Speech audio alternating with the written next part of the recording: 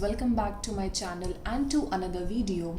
In today's video we are going to talk about electric field intensity due to two thin infinite parallel plane sheets of charge. क्या बोला मैंने कि जो हमने last video में सिर्फ एक सिंगल हमारे पास जो शीट होती थी ना, प्लेन शीट ऑफ चार्ज जो होती थी, infinitely plane sheet of charge, तो आज हम क्या करने वाले हैं, हम वैसी सी दो शीट्स लेंगे एंड उन दो शीट्स की वजह से क्या सिचुएशन होती है इलेक्ट्रिक फील्ड की, क्या होता है इलेक्ट्रिक फील्ड इंटेंसिटी दो पैरेलल शीट्स के केस में, वो सिचुएशन आज हम देखेंगे. ठीक है, तो हमें कुछ नहीं करना है.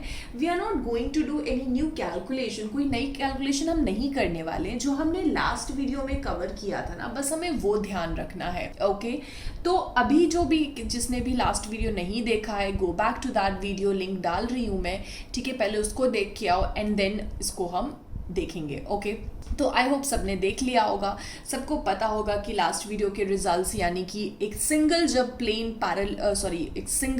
जब हम प्लेन शीट ऑफ चार्ज रखते हैं, infinitely plane sheet of charge रखते हैं, तो उसकी वजह से इलेक्ट्रिक फील्ड क्या होती है. राइट, बता दो मुझे जल्दी से क्या होती थी.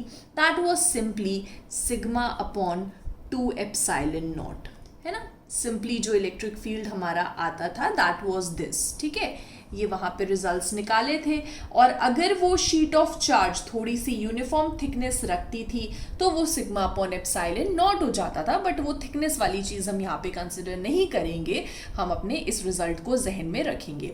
Alright, so talking about the parallel sheets, तो हमने क्या किया है, हमने वैसी सी दो शीट्स को पैरेलल सेट कर दिया. ठीक है, एंड ये मैंने ड्रॉ कर रखा है. Okay, both are charged.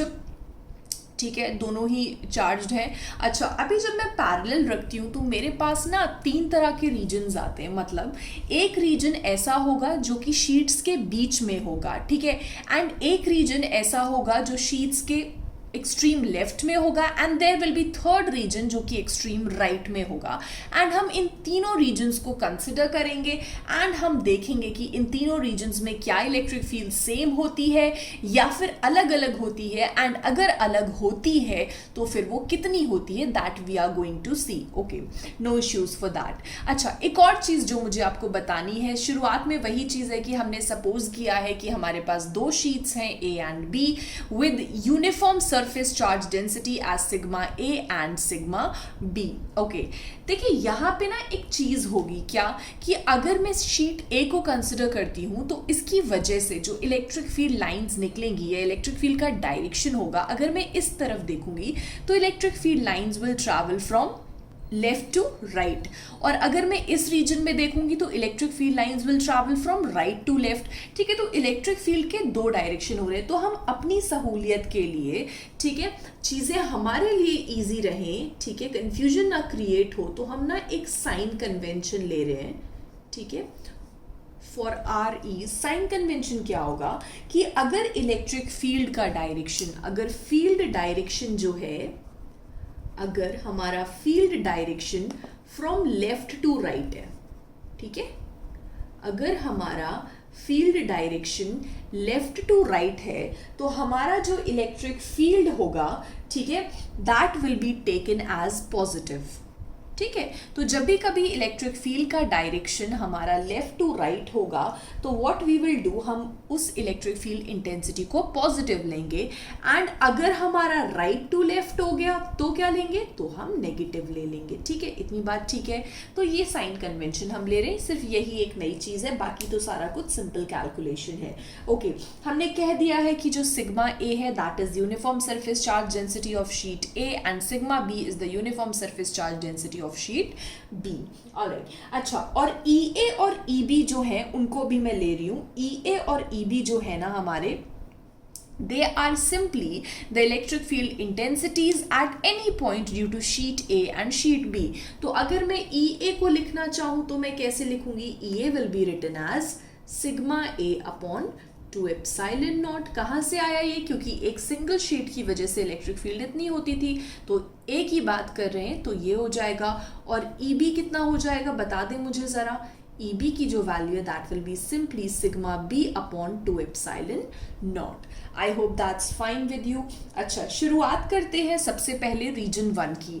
अगर हम रीजन 1 को देखते हैं, रीजन 1 को अगर हम देखते हैं जो कि एक्सट्रीम लेफ्ट पर है, तो देखो जरा यहाँ पे एक चीज, क्या कि ये जो हमारा रीजन 1 है, इस पॉइंट पर इलेक्ट्रिक फील्ड का जो डायरेक्शन होगा due to A, that will be from right to left, that will be in this direction. Draw कर लेती हूं मैं एक दफा, दैट इज माई ई ए। अच्छा, इस शीट की वजह से भी कोई इलेक्ट्रिक फील्ड होगी at this point, that will also travel from right to left, and वो हमारा हो जाएगा क्या, बी। तो I am taking it as, यही सेम डायरेक्शन है तो या तो यहीं पे बना लो या फिर अलग से बना दो। तो E A and E B are in same direction, that is from right to left. अच्छा, अगर हमें नेट फील्ड निकालनी तो सिंपली हमारा जो प्रिंसिपल ऑफ सुपरपोजिशन होता था कि अलग अलग चार्जेस की वजह से या अलग अलग शीट्स की वजह से जो भी इलेक्ट्रिक फील्ड है एट अ पॉइंट, उसको क्या करो आप उसको सिंपली ऐड कर दो, taking into consideration the science. तो अभी अगर यहाँ पे मैं रीजन फर्स्ट के लिए अगर मैं इलेक्ट्रिक फील्ड निकालती हूँ ई फर्स्ट, तो दैट विल बी सिंपली, मैंने क्या बोला था, अभी ये कहाँ से कहाँ ट्रैवल कर रहे हैं, from right to left. Right to left के लिए नेगेटिव साइन लगाना है तो मैंने नेगेटिव लगा दिया, minus E A minus E B, fine, okay. तो माइनस जो है मेरा ये ऐसे आ जाएगा, और ये की जो वैल्यू है that is sigma A upon 2 epsilon naught, and इसकी जो वैल्यू है that is sigma B upon 2 epsilon naught. तो जो भी कॉमन आता है उसको कॉमन ले लेते हैं बाहर, -1 अपॉन 2 एप्सिलॉन नॉट, माइनस हमने कॉमन ले लिया, एंड अंदर बचेगा हमारा sigma A plus sigma B, and this is our electric field intensity for region 1, and I am giving it as equation number 1। तो आई होप ये चीज समझ में आ गई होगी आपको, ठीक है, क्लियर है इतना, ओके फाइन। अच्छा, अभी हम क्या करेंगे, हम रीजन 2 भी देखेंगे। रीजन 2 में हमने क्या देखा था, रीजन 2 में हम ये देख रहे हैं कि ये वो रीजन है जो दोनों शीट्स के बीच में लाई करता है ना। तो अभी एक चीज देख लो जरा यहाँ पर, अगर मैं इस रीजन 2 की बात करती हूँ तो इसकी वजह से जो भी इलेक्ट्रिक फील्ड होगा that will travel from left to right. तो अभी मैं इधर बना देती हूँ लेफ्ट टू राइट, तो ये मेरा ई ए हो गया। एंड अगर मैं इस शीट की वजह से देखूं तो इस शीट की वजह से जो इलेक्ट्रिक फील्ड होगा that will travel from right to left, तो मेरा ई बी जो है वो इस तरफ आ जाएगा। I hope no issues with that. अच्छा जी, तो अगर मुझे रीजन 2 के लिए इलेक्ट्रिक फील्ड निकालना है तो सिंपली मैं ई ए और ई बी का जो भी है उसको ऐड कर दूंगी, taking into consideration their respective signs. Alright, so let's calculate for region 2। हमारा जो ई ए था that was travelling from left to right, तो हम ई ए को एज इट इज लिखेंगे, और जो हमारा ई बी था that was travelling from right to left, तो हमारा ई बी जो है वो माइनस हो जाएगा, ई ए माइनस ई बी। ई ए की वैल्यू क्या है वो जरा बता दीजिए, sigma A upon 2 epsilon naught, and E B की वैल्यू है वो बता दीजिए, sigma B upon 2 epsilon naught. जो चीज़ें कॉमन आती हैं उनको कॉमन ले लेंगे, 1 upon 2 epsilon naught into sigma A minus sigma B. I hope that's fine with you. Okay, so this is my equation number 2। क्या जो इलेक्ट्रिक फील्ड है for the second region that is simply 1 upon 2 epsilon naught into sigma A minus sigma B, and this is my equation number 2. Okay, now talking about the third region, अगर मैं यहाँ देखूँ तो अगर जो भी electric field intensity है due to this sheet A, तो उसका जो डायरेक्शन होगा that will be from left to right, तो हम ऐसे बना लेंगे ई ए। और अगर मैं B की वजह से इलेक्ट्रिक फील्ड इंटेंसिटी का डायरेक्शन देखूं that will also be from left to right, तो मैं इसको यहीं पे सेम लाइन पे एरो बना लूंगी। E A and E B are in same direction that is from left to right. Okay, now let's calculate that. Region 3 के लिए अगर मैं देखूं तो हमारा जो इलेक्ट्रिक फील्ड इंटेंसिटी है that will be simply E A plus E B, क्योंकि both are travelling from left to right, तो both are taken as positive, and हम क्या करेंगे फिर sigma A upon 2 epsilon naught plus sigma B upon two epsilon naught and ये कितना हो जाएगा ज़रा बता दें मुझे.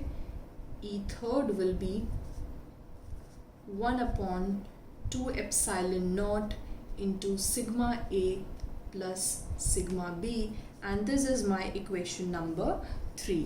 ठीक है, तो फर्स्ट रीजन के लिए क्या आया था, that was -1/2 epsilon naught into sigma A plus sigma B. Second region के लिए 1/2 epsilon naught into sigma A minus sigma B.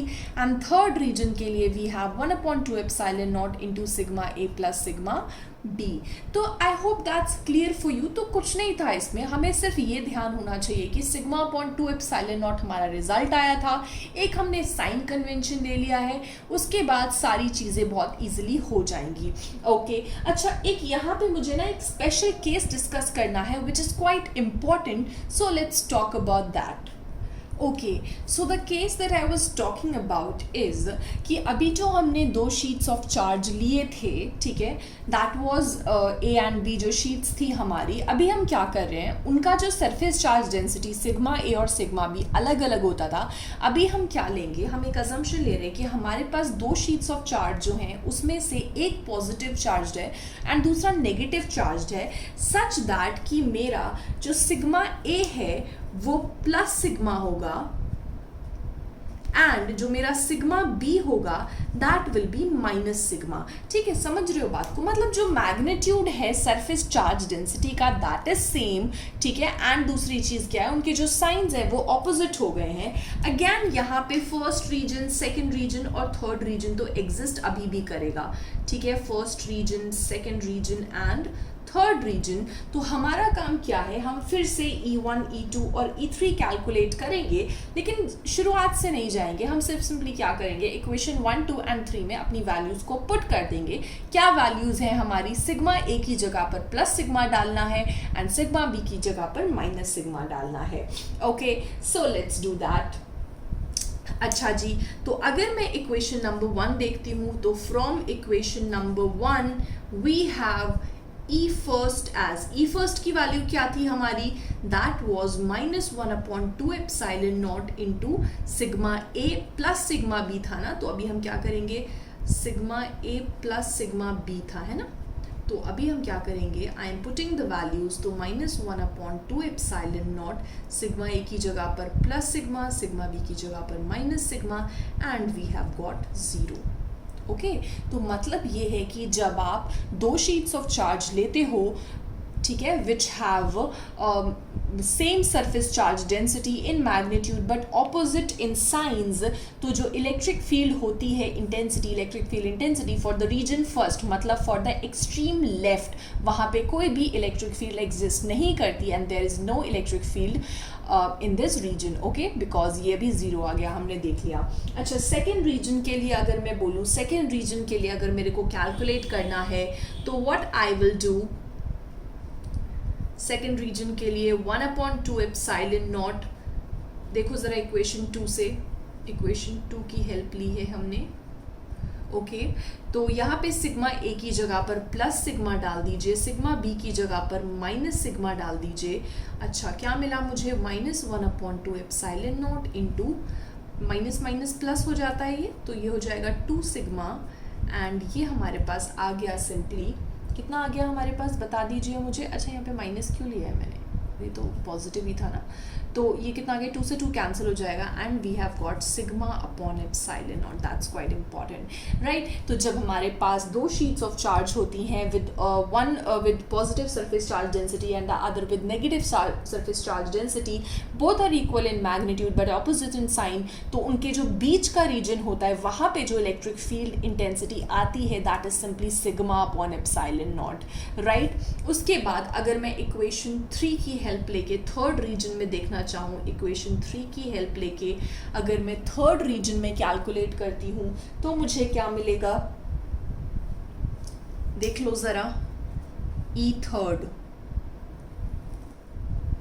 Okay, E third में 1/2 एप्सिलॉन नॉट, सिग्मा ए की जगह पर प्लस सिग्मा डाल दीजिए, सिग्मा बी की जगह पर माइनस सिग्मा डाल दीजिए and it is zero, right. समझ में आ गई है बात। तो मतलब ना ही एक्सट्रीम लेफ्ट पे और ना ही एक्सट्रीम राइट पे कोई भी इलेक्ट्रिक फील्ड एग्जिस्ट करेगी। इलेक्ट्रिक फील्ड सिर्फ और सिर्फ एग्जिस्ट करेगी in the region between the two parallel sheets having surface charge densities equal in magnitude but opposite in sign।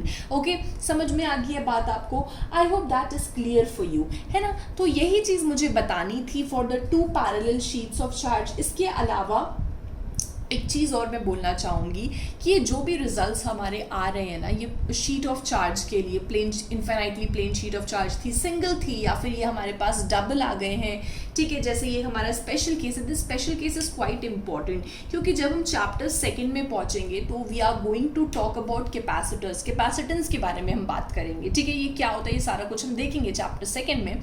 तो वहाँ पे ना ये रिजल्ट्स हम सीधे सीधे उठाया करेंगे, ठीक है। मैं वहाँ पे आपको डेरिवेशन नहीं कराऊंगी, वहाँ पे हम सिंपली सिर्फ ऐसा बोलेंगे okay we know that for two parallel plane sheets of charge having surface charge densities equal in magnitude and opposite in sign, उनके बीच के रीजन में जो इलेक्ट्रिक फील्ड इंटेंसिटी होती है दैट इज दिस। तो सीधा सीधा हम ऐसे यूज किया करेंगे, ठीक है।